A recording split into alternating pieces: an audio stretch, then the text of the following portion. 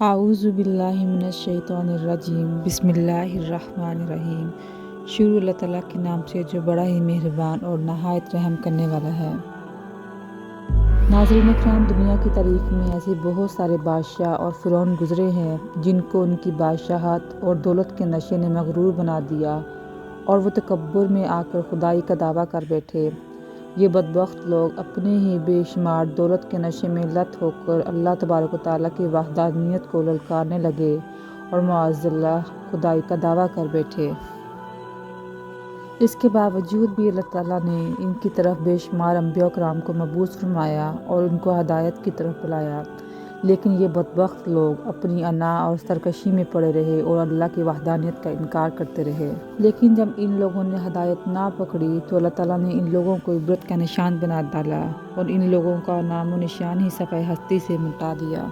پیارے دوستو، خدائی کا دعویٰ کرنے والے ان بدبخت لوگوں میں سے ایک بدبخت شداد بادشاہ بھی تھا جس نے اللہ تعالیٰ کی وحدانیت کو للکارا اور سرکش و نافرمان ہو گیا۔ پیارے دوستو، شداد کون تھا؟ کس طرح اس نے اللہ تعالیٰ کی نافرمانی کی اور خدائی کا دعویٰ کیا؟ کس طرح اس نے اس دنیا میں اپنی جنت تیار کی اور اس کو تیار کرنے میں اس کو کتنا عرصہ لگ گیا؟ اور پھر اللہ تعالیٰ نے اس بدبخت کو کس طرح عبرت کا نشان بنایا؟ اور پھر ملک الموت علیہ السلام نے دردناک طریقے سے اس کی روح کیسے قبض کی؟ ان تمام سوالات کا جواب قرآن و حدیث کی روشنی میں آج کی اس ویڈیو میں ہم آپ کو بتائیں گے، لہٰذا آپ سے گزارش ہے کہ ہماری اس ویڈیو کو آخر تک ضرور دیکھیے گا۔ شداد اس قوم کی نسل میں سے تھا جو دنیا کی سب سے طاقتور قوم تھی، جسے قوم عاد کہا جاتا ہے۔ اس قوم کے بارے میں اللہ تعالیٰ قرآن پاک میں فرماتے ہیں کہ اس جیسی قوم نہ اللہ نے پہلے پیدا کی اور نہ اس کے بعد کسی ایسی قوم کو پیدا کیا۔ قوم عاد احقاف کے اندر آباد تھی۔ احقاف ایسی جگہ تھی جہاں ریت کے بلند و بالا ٹیلے تھے اور احقاف کا یہ علاقہ یمن اور عمان کے درمیان بکھرا ہوا تھا۔ اس علاقے میں قوم عاد 8,500 سال پہلے آباد تھی۔ اس قوم پر اللہ تعالیٰ کا اپنا خاص رحم و کرم تھا۔ اللہ تعالیٰ نے اس قوم کو دنیا کی سب سے زیادہ طاقتور قوم بنایا تھا۔ اس قوم کو وافر مقدار میں سرسبز و شاداب باغات اور کھیت عطا فرمائے تھے۔ ان کے پاس جانور تھے اور پینے کو میٹھا پانی تھا۔ اللہ تعالیٰ نے ان کو بے شمار نعمتوں سے نوازا تھا، چنانچہ اس قدر نعمتوں کی وجہ سے یہ قوم بھٹک گئی اور اللہ تعالیٰ کی نافرمانی کرنے لگی اور باغی ہو گئی۔ اللہ تعالیٰ نے ان لوگوں کی ہدایت کے لیے حضرت ہود علیہ السلام کو مبعوث فرمایا۔ حضرت ہود علیہ السلام اللہ تعالیٰ کے حکم کے مطابق تبلیغ کرنے لگے اور اللہ تعالیٰ کی وحدانیت کی طرف بلانے لگے، لیکن یہ سرکشی سے باز نہ آئے اور حضرت ہود علیہ السلام کا مذاق اڑانے لگے۔ شداد جو اس قوم کی نسل سے تھا اور اس قوم کا بادشاہ تھا، یہ دو بھائی تھے۔ روایات سے پتہ چلتا ہے کہ ایک کا نام شداد تھا اور دوسرے کا نام شدید تھا۔ شدید پہلے بادشاہ بنا اور اس کی موت کے بعد اس کا بھائی تخت پر بیٹھ گیا اور اس نے بادشاہت سنبھالی اور اس طرح طاقتور قوم کا بادشاہ بن گیا۔ شداد عظیم سلطنت کا بادشاہ تھا۔ اس کی بادشاہی یمن سے لے کر عراق تک اور بعض روایات میں ایران تک پھیلی ہوئی تھی۔ اس نے اپنی طاقت کے زور پر بڑے بڑے بادشاہوں کو اپنے زیر کر لیا تھا۔ چنانچہ اس بدبخت کو حضرت ہود علیہ السلام نے سمجھانے کی بہت کوشش کی، لیکن اس کا دل بند ہو چکا تھا۔ حضرت ہود علیہ السلام نے اس کو اللہ تعالیٰ کی وحدانیت کی طرف بلایا اور اللہ کی عبادت کرنے کو کہا، تو اس وقت شداد اور حضرت ہود علیہ السلام کے درمیان ایک زبردست مکالمہ ہوا، جس کے نتیجے میں شداد نے حضرت ہود علیہ السلام سے پوچھا کہ اگر میں اللہ تعالیٰ پر ایمان لے آؤں تو مجھے کیا حاصل ہوگا؟ اس وقت حضرت ہود علیہ السلام نے جواب دیا کہ تم پر جنت حلال ہو جائے گی۔ اس کا نام سنتے ہی حضرت ہود علیہ السلام سے اس نے پوچھا کہ جنت کیا ہے؟ حضرت ہود علیہ السلام نے اس کو جنت کا نقشہ بتایا اور جنت کی نعمتوں کے بارے میں بتایا۔ حضرت ہود کی بات سنتے ہی وہ زور سے ہنسنے لگا اور کہنے لگا، یہ کون سی بڑی بات ہے؟ ایسی جنت تو میں بھی تیار کر سکتا ہوں۔ حضرت ہود علیہ السلام نے شداد کو کفر و شرک کرنے سے بہت روکنے کی کوشش کی، لیکن وہ باز نہ آیا۔ چنانچہ اپنی سلطنت کے بڑے بڑے کاریگروں کو اکٹھا کیا اور احقاف میں ارم کے مقام پر 20 کوس لمبی اور چوڑی جنت بنانے کا کام شروع کروا دیا۔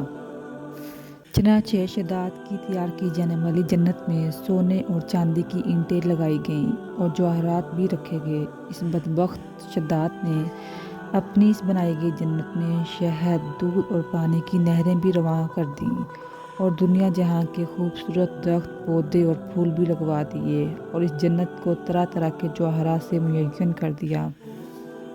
قومیات جو کہ پہلے ہی بلند و بالا پہاڑوں کو تراش کر ان کے اندر محلات کو بنانے میں ماہر تھی اور شداد کی سلطنت پر یہ فن عروج پر تھا، چنانچہ ریت کی ان بلند و بالا ٹیلوں پر بڑے بڑے ستون کھڑے کر دیے گئے اور ان بلند ستونوں پر بڑی بڑی سونے اور چاندی کی عمارتیں بنا دی گئیں۔ شداد نے یہ فیصلہ کیا تھا جب تک اس کی جنت تیار نہ ہو جائے گی اس وقت تک وہ اپنی جنت کے اندر قدم نہیں رکھے گا۔ چنانچہ شداد کے حکم کے مطابق جنت تیار ہونے لگی اور وہ اپنے محل کے اندر بیٹھ کر جنت کی تیار ہونے کا بڑا بے صبری سے انتظار کرنے لگا۔ اس جنت کو تیار ہونے میں 12 سال لگے۔ ان 12 سال کے اندر جب طرح طرح کے جواہرات خوبصورتی سے جنت کو مزین کر دیا گیا تو اس وقت شداد کو جنت کے تیار ہونے کا پیغام پہنچا دیا گیا۔ چنانچہ شداد یہ خبر سن کے بڑا خوش ہوا اور اپنی فوج کو لے کر جنت دیکھنے نکل پڑا۔ ابھی وہ جنت کے دروازے پر پہنچا ہی تھا کہ اس نے ایک شخص کو دیکھا جو اس جنت کے دروازے پہ کھڑا تھا۔ شداد نے اپنے حواریوں سے کہا کہ یہ شخص مجھے جنت میں ہرگز داخل نہیں ہونے دے گا۔ تو اس وقت حواریوں نے شداد سے پوچھا کہ یہ شخص کون ہے اور کیوں نہیں جنت میں جانے دے گا؟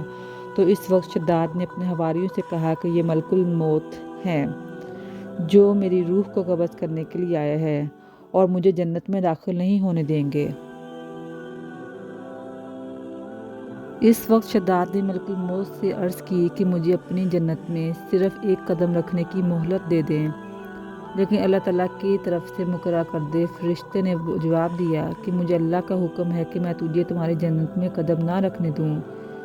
شداد ملک الموت کے سامنے بہت رویا اور گڑ گڑایا، لیکن ملک الموت نے اللہ کے حکم کے مطابق ان کی روح کو قبض کر لیا۔ چنانچہ روح قبض کر لینے کے بعد حضرت جبرائیل علیہ السلام نے زوردار چیخ ماری اور ان کی پوری جنت زمین کے اندر دھنس گئی اور غائب ہو گئی۔ شداد کی اس موت کے بعد حضرت ہود نے کئی بار ان کی قوم کو سمجھایا لیکن انہوں نے ہدایت نہ پکڑی۔ حالانکہ شداد کا انجام ان کی عقل کے لیے کافی تھا، لیکن جب انسان کی عقل پر غرور کا پردہ پڑ جاتا ہے تو چاہے شداد ہو یا شدید، کسی کام کا انجام دکھائی نہیں دیتا۔ حضرت ہود علیہ السلام جب مایوس ہو گئے اور ان لوگوں نے ہدایت نہ پکڑی تو اللہ تعالیٰ نے ان کو حکم دیا کہ وہ اپنے ساتھیوں کو یہاں سے لے کر چلے جائیں۔ اللہ کے حکم کے بعد بھی آخری دفعہ انہوں نے ان کو سمجھانے کی کوشش کی لیکن وہ باز نہ آئے۔ چنانچہ حضرت ہود کے جانے کے بعد اللہ تعالیٰ نے ان پر خوفناک آندھیاں مسلط کر دیں۔